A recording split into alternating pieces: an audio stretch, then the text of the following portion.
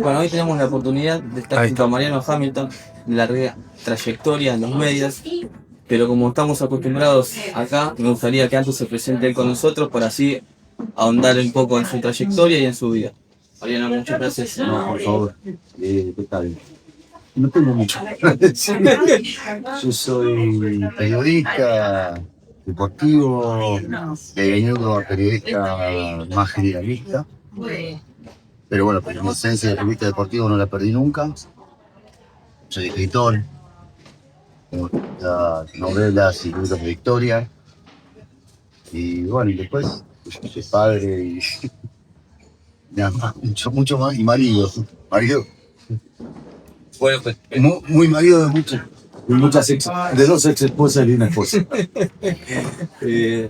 bueno, para ir un poco a lo que, digamos, más destaca por lo menos para nosotros, es periodismo.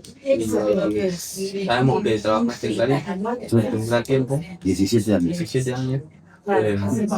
¿Cómo fue ese proceso que llevó de Clarín, de hacer un diario o una tirada popular, por así decirlo, a lo que después se convirtió con ese conflicto con el gobierno kirchnerista, decirlo como el Clarín o Bueno, pasaron muchos años. Yo empecé en Clarín en el año 83 y en el 96, o sea, 13 años después.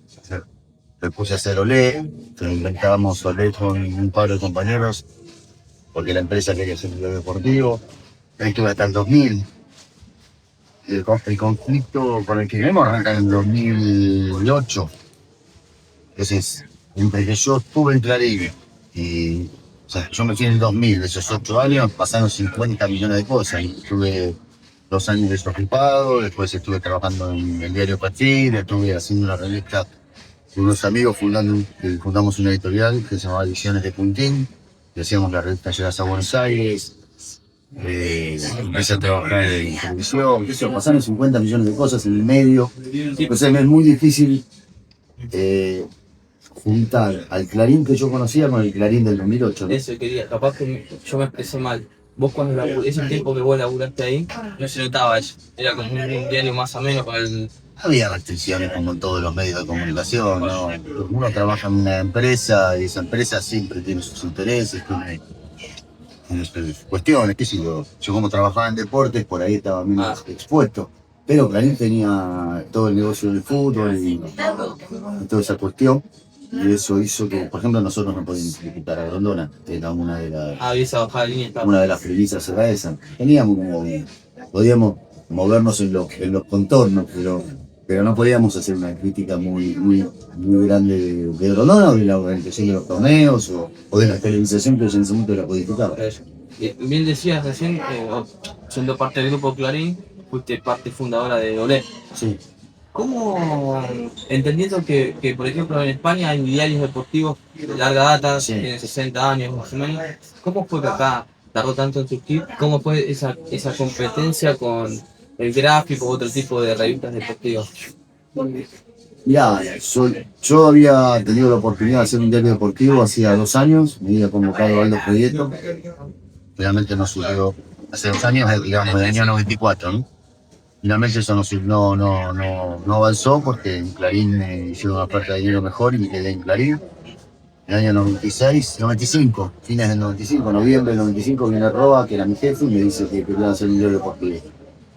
Yo había visto, por supuesto, las experiencias de los diarios deportivos en España, en Italia, incluso en Australia.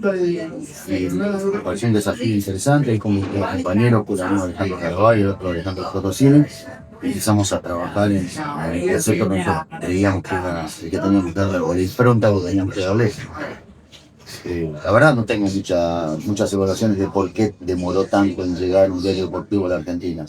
Aparece la Argentina, ¿no? Claro, bueno, sí, de hecho, Olé desde aquel momento que salió en el año 96, o sea, hace un siglo y medio más o menos, se impuso a las producciones que había en ese momento deportivas, puso el gráfico, fue como un poco la lápida del gráfico. Yo después tuve la oportunidad de ser director del gráfico durante 1 año y medio y no lo pude levantar. Yo hice como... Exactamente, fui el tipo que hundió el gráfico y después cuando lo quise levantar no tuve éxito para poder resucitar una revista que estaba casi herida de muerte.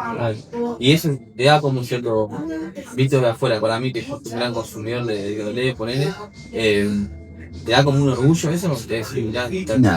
No me importa nada ni estas cuestiones, no soy muy poco... No, lo hablábamos hace un rato, no tengo mucho apego a las cosas en general, o sea, soy apegado a mis afectos, a mis cariños, a la gente que durante toda la vida me constituyó, pero la verdad las cosas o los trabajos son cosas y trabajos, ¿no? Las casas son casas, los trabajos son trabajos. La verdad no tengo como ¿cómo es que le dijiste? Apego. Mucho apego a cosas, no, medio marciano. No, también más de lo intangible que aquello que... Sí, cuando yo tengo tantos afectos, tantos cariños dando vuelta por el mundo que es como que tengo la cuota perdida. Che, recién me decías algo de lo cual me quedé cuando fuiste, trabajaste en Perfil junto a tu mujer. Hace un tiempo te escuché decir en una entrevista que Fontevecchia te había enseñado algo respecto de abordar los temas por los lados. Y me gustó porque eso lo pusiste en práctica en un libro tuyo. O parecía que en algunos libros está puesto en práctica. ¿Cómo es eso? ¿Cómo es En realidad Jorge lo que hizo Fotovegia, lo que hizo fue como poner en palabras algo que yo más o menos lo tenía claro, ¿no? Mis libros son previos por lo menos los primeros 3 libros que hice son previos a mi etapa en Tafí. Y él como definió algo que yo más o menos lo tenía claro, pero no tenía que ponerle palabras. De hecho, él decía, vamos por los costados, vamos por los laterales, busquemos siempre una segunda. Entonces decía, qué sé yo, había un asesinato y vamos a ver a la madre del asesinado o a la madre del asesino. Entonces decía, abordémoslo siempre desde pescado distinto. Y la verdad que fue una buena experiencia trabajar con Fotovegia. Es una persona que uno puede cuestionarla en un montón de cosas, pero la verdad que es uno de los pocos tipos que quedan con una pasión por el periodismo y una pasión por hacer medios de comunicación de su saga. La verdad que tengo como mucho respeto por su búsqueda, insisto, más allá de que uno después puede cuestionar si paga bien, paga mal, que es lo que a nosotros más nos compete, ¿no? Que la paga mal. Así. Pero la verdad que en definitiva él es un tipo que adora, es un apasionado del periodismo. Yo, chapó, ¿no? Nosotros no tanto.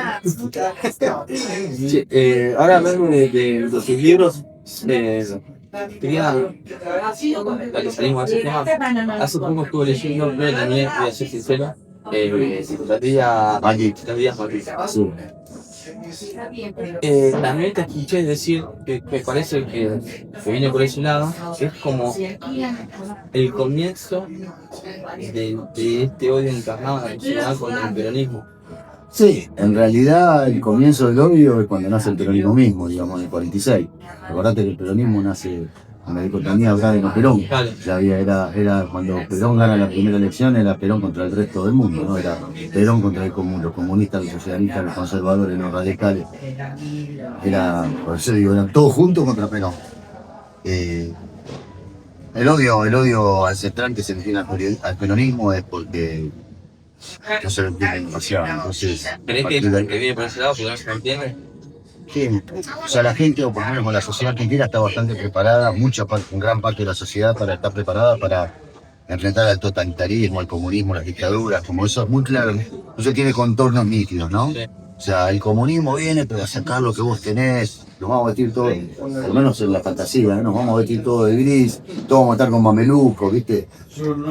Nadie va a tener plata, todos vamos a vivir en una comunidad donde todos tenemos que repartir la comida. Claro, ese es el torre soviética, claro, sí, grises soviética, donde las bombitas van a alumbrar poco, ¿viste? Es como una especie de encarnación del comunismo que está más o menos clara. Tiene los contornos nítidos, más allá de que son muchas de ellas fantasías.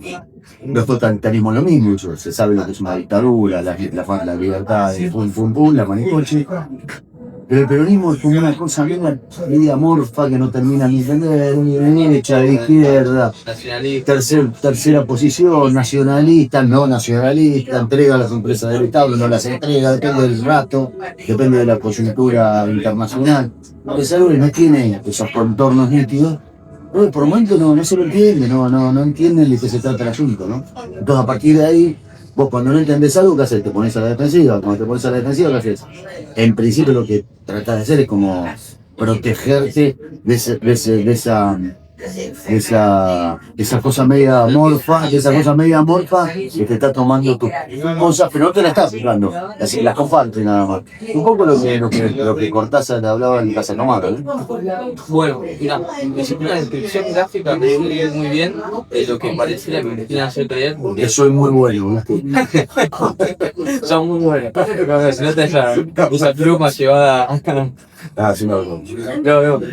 No, me gustó hacer una descripción gráfica que pareciera que después de la Guerra Fría, lo que nos quisieron hacer creer en Occidente, que nos suceder si nosotros hubiésemos sido infectados ideológicamente por el comunismo y no por Estados Unidos. Parecía esto de las Torres Grises, ¿no? Sí. Bueno, en tu libro parecía también que hay una idea, o querés tratar de hacernos entender, pareciera, o llevarnos a ese momento de por qué Y capaz se me pregunta también, ¿por qué pareciera que los medios ocultaron lo que fue el bombardeo de la casa?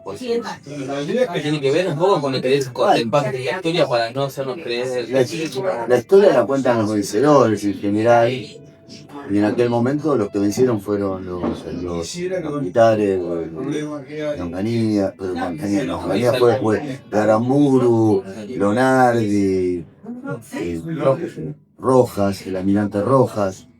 Entonces es como que esa etapa de la historia quedó un poco herida. Después el peronismo no hizo demasiado para recuperarla, tampoco porque el peronismo volvió al gobierno. Este es un país tapizado de cadáveres de la generación.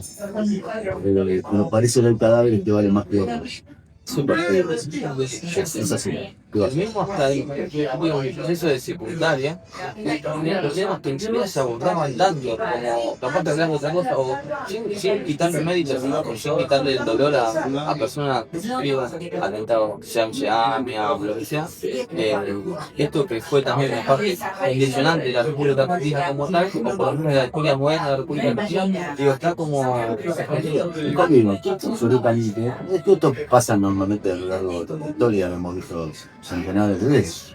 Insisto, los vencedores son los que cuentan la victoria, o los poderosos en este caso, son los que tienen los fierros de los medios de comunicación, son los que pueden difundir. Entonces, hay como una especie de desbalance en la comunicación. O sea, los que defendemos las causas nacionales y populares somos muy pocos, y aquellos que son los que tienen una actitud un poco más de derecha, de patria, son mucho más. Tampoco me quiero poner la capa de héroe. no, seguro. Se hace lo que se puede, cada uno defiende lo que parece que tiene que defender. Yo hago lo mío por convicción. Nada, qué sé yo. Un temita más sobre lo grave es lo que está pasando, ahora en el país, eso es lo grave. Pero bueno, no importa. Quería ir a eso. Con un poquito de tiempo, solo quería hacer un pequeño detalle del libro también tuyo de la vecina. Es una pregunta, perdón, no quiero. No me molesta nada lo que preguntes porque no, yo te voy a responder todo. Hay un tema ahí con el guayerismo. Sí, pero con esa cosa de la soledad y ver en el otro, capaz entender, no sé si la miseria o el deseo de uno o la preocupación de uno, y en su propia soledad, pero visibilizando lo ajeno. Sí, es como una especie de una parodia de la soledad. Es un libro que habla de la soledad, habla de la angustia de la soledad y de lo que te genera no tener vínculos sólidos con el resto de la humanidad. Pero es una parodia, es como ha llevado al extremo en personajes principales de freak absoluto y después se presenta una situación completamente desopilante, ¿no? Es el asesinato de ese novio de la vecina. De la vecina, de Sara. No me acuerdo, ya me olvidé, no. Pero bueno, lo que apuntaba era con la actualidad en la que vivimos. Hoy que vivimos parecido en un momento muy individualista y nihilista, capaz por así decirlo. Sí. ¿Qué crees a qué se debe también la sociedad? No solo acá, por lo menos en Occidente, pareciera que vive individualismo. Bueno, me es muy difícil sacar una conclusión de la sociedad, porque hay diferentes estratos, diferentes situaciones. En general, los que tienen el poder o los que gobiernan a los diferentes países son meritócratas, son personas que creen que alguien se puede salvar solo. En general hay como una especie de desprecio hacia el más humilde, no sé, pero la verdad no puedo definir demasiado.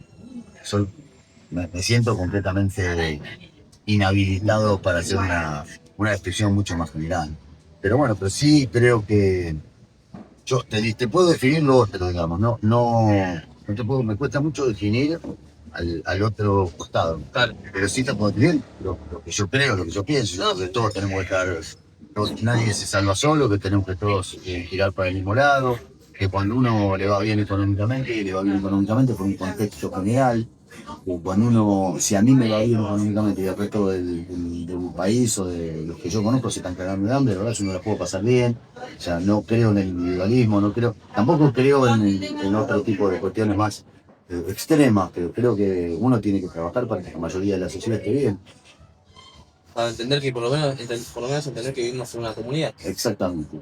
Y todo lo que uno lleva en la práctica cuando vive en un edificio, por ejemplo, que es ver cómo hacemos para bajar las expensas, juntarnos entre todos en el consorcio para resolver las cuestiones internas del edificio, es lo que se debería trasponer a la sociedad. Con las miserias de cada una de esas personas que integran la exclusión del consorcio, ¿no? ¿Qué se debería trasponer a la sociedad? Bueno, en la sociedad como que se cree que el Estado es una mierda, que el Estado no está para equilibrar las diferencias. Qué sé yo, todo lo que vemos todos los días y cuando prendemos la tele y vemos que hablando un presidente. Bueno, pero tenés que poner. No puedo creer que sea el presidente. No. Entre paréntesis. Che, pero vos pensás que eso pues se debe cumplir, o sea, a una especie de aroma de época que la sociedad, vuelvo a lo mismo, no quiero que generalicemos nada, pero como que se tienden a derechizar, por así decirlo, o que no se sienten, no se sienten identificados por el costo de la oferta política. La verdad, sé que el peronismo defraudó a su público, entonces esto es algo que se paga caro. De hecho, ya estamos pagando muy caro.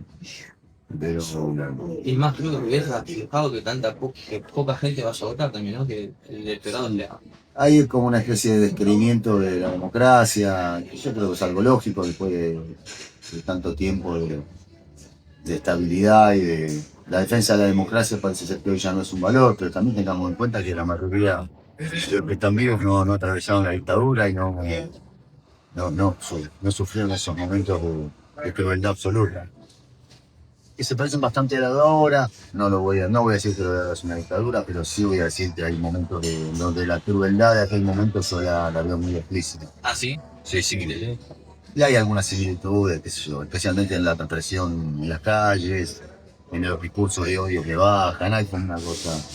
Y hay como una cosa en la sociedad también de hacerse la boluda de las cuestiones, ¿no? Y en aquel momento también pasaba. Algo habrá hecho, se decía cuando vio que zapatero. Entonces, hay como una cosa media de crueldad que ya la atravesamos los argentinos. Nada es casual, nada es único, todo tiene un precedente, todo tiene un sostén, todo por alguna razón sucede. También, por ejemplo, que vino el futuro embajador que dice que va a ser la Mela. El otro día. Bueno, volvemos a lo mismo, Verdadero Perón. Verdadero Perón, es más o menos lo mismo. Eso quería. Ojalá que ocurra lo que Perón dijo en aquel momento, ¿no? Si no hubiera sido por Verano, no hubiera ganado la selección. Esperemos que la Mela nos dé una mano para poder volver a ganar la selección. Ahora, vos bien decías, hay como algo similar a este momento oscuro de la Argentina. Quiero hacerte una pregunta por tu trabajo, que es el periodismo, y ser escritor. ¿Sentís que hay una persecución contra ciertos periodistas? ¿No? Yo eligió del periodismo, me echan las pelotas, ¿verdad? No dejarse de jorobar, toda la vida por sí. Pero si vamos a repasar, si vamos a repasar la historia del periodismo, hay un montón de muertos, un montón de quemados. Vos elegís ser periodista, elegís comunicar, elegís ponerte en un lugar. Bueno, es así. ¿No? Con esto no lo justifico, deberíamos tener una convivencia democrática mucho más razonable. Pero bueno, tampoco es que te dicen que sos un pelotudo, nada más, eso es un boludo. Digo, hoy el problema en la dictadura es que te secuestraron y te mataban. Acá te ponen un tweet. No, aparte. No jodamos. No conozco un periodista que haya muerto en los últimos 10 años.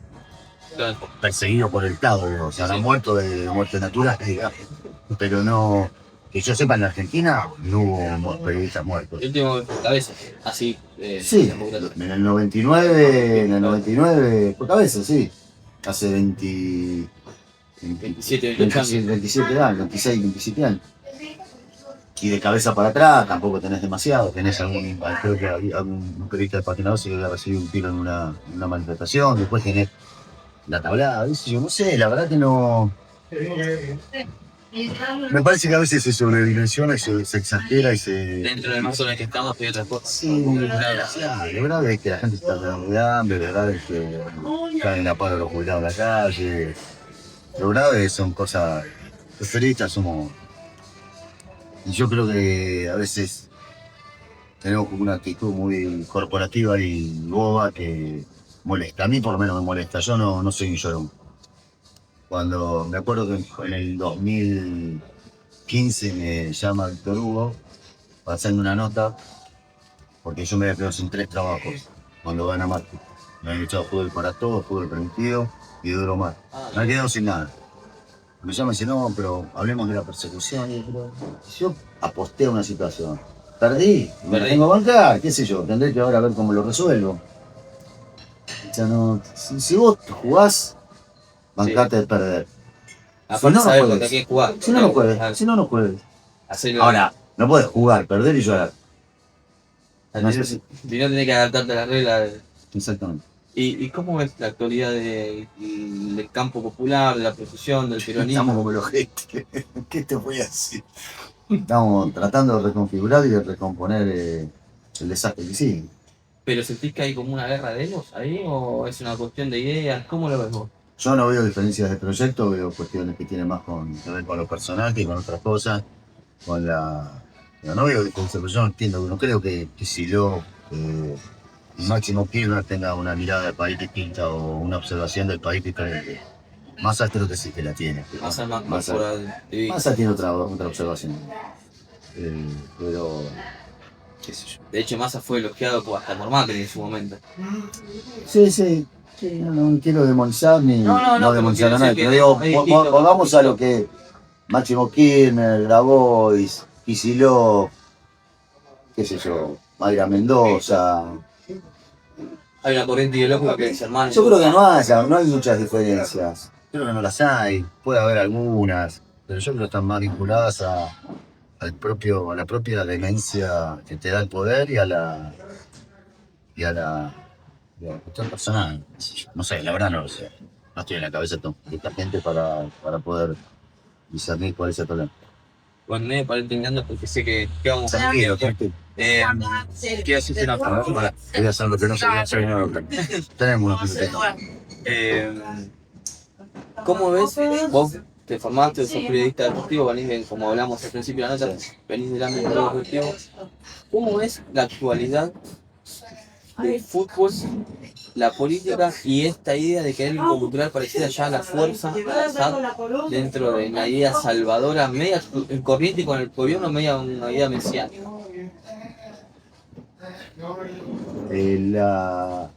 Yo no estoy contra. Hay como una especie, volvemos a los extremos, ¿no? Yo no soy extremo. Yo no creo que haya que oponerse al Assad por sí mismo.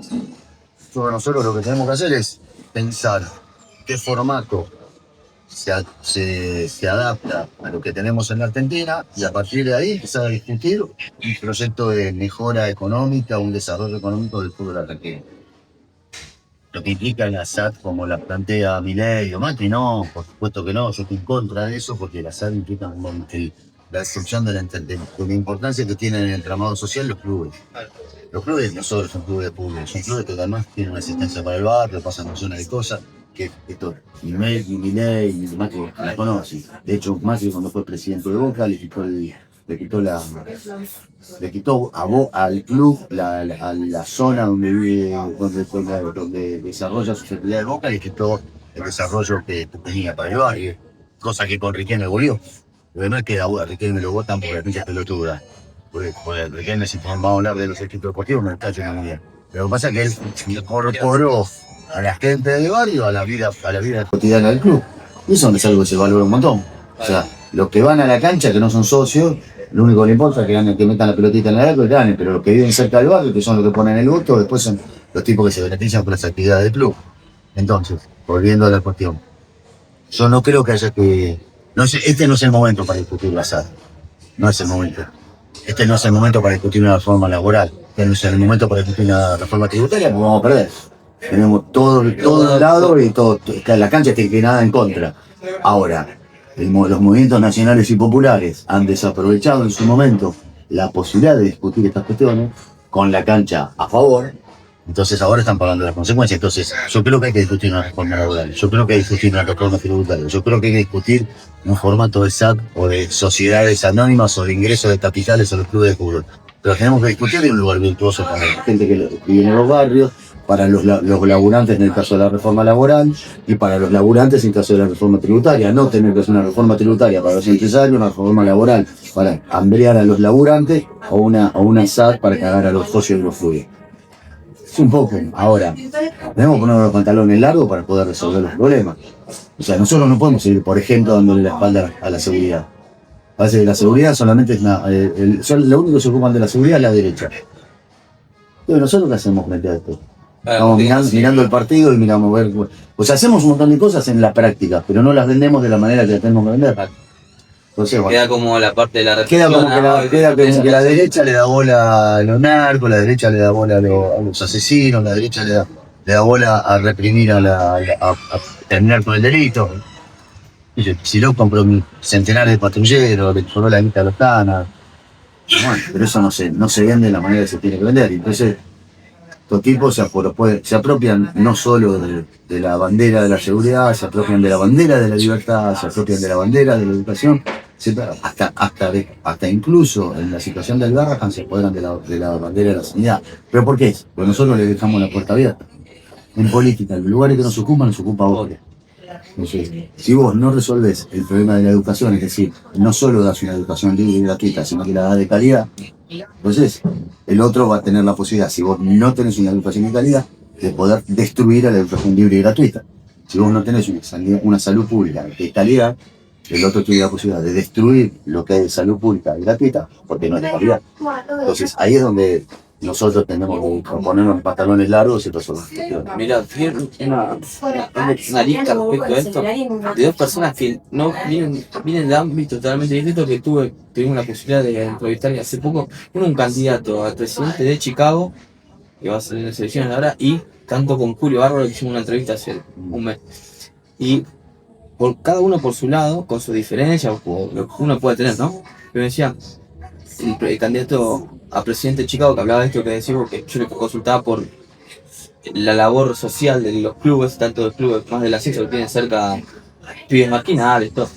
Y Bárbaro con sus temas de política me decía, no, pasa que durante mucho tiempo el progresismo, por así decirlo, se ocupó de temas que en realidad no solucionaron la vida de la gente, como en un tema cuando fue la pelea porque se hablaba con la E o el aborto, lo que lleva el tiempo que llevó todo, y se olvidó la salud, la educación, la seguridad. Me decían esto mismo, ¿sentís que vienen un poco por ese lado o no?